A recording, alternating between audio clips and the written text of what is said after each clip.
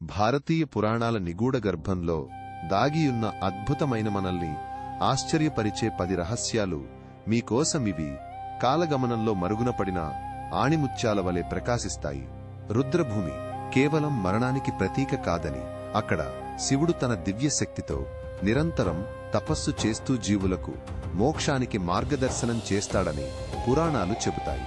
సముద్ర గర్భం లోమకరధ్వజుడు అనే చేప రూపంలో ఉన్న ఒక భయంకరమైన రాక్షసుడు ఒకసారి హనుమంతుణ్ణి మింగడానికి ప్రయత్నించాడని, అది వేరొక మకరధ్వజుని కథకు భిన్నమని తక్కువ మందికి తెలుసు.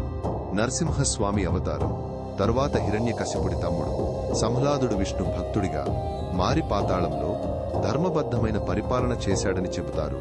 అతని జీవితం ఒక గొప్ప పరివర్తన లాంటిది.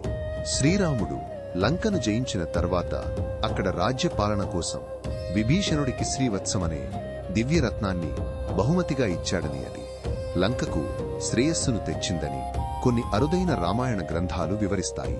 బలిచక్రవర్తి తన దానగుణంతో పాతాళలోకంలో కూడాసుతాల లోకమనే తన స్వంత రాజ్యాన్ని సృష్టించుకున్నాడని, అది దేవలోకం కన్నా సుసంపన్నమైనదని వామన పురాణం వివరిస్తుంది. వశిష్ఠ మహర్షి భార్య అరుంధతి కేవలం పతివ్రత మాత్రమే కాదని, ఆమెకు యోగసిద్ధి అనే అద్భుతమైన శక్తి ఉందని, దానితో ఆమె భూమిపై ఎక్కడైనా అదృశ్యమై తిరిగి కనిపించగలదని చెబుతారు. అగస్త్య మహర్షి సముద్రాన్ని తాగుటకు ముందు ఆయన లోపాముద్ర అనే ఒక మహర్షిని వివాహం చేసుకున్నాడు. ఆమె సహాయంతోనే ఆయన అనేక అసాధ్య కార్యాలను సాధించాడని పురాణాలు చెబుతాయి.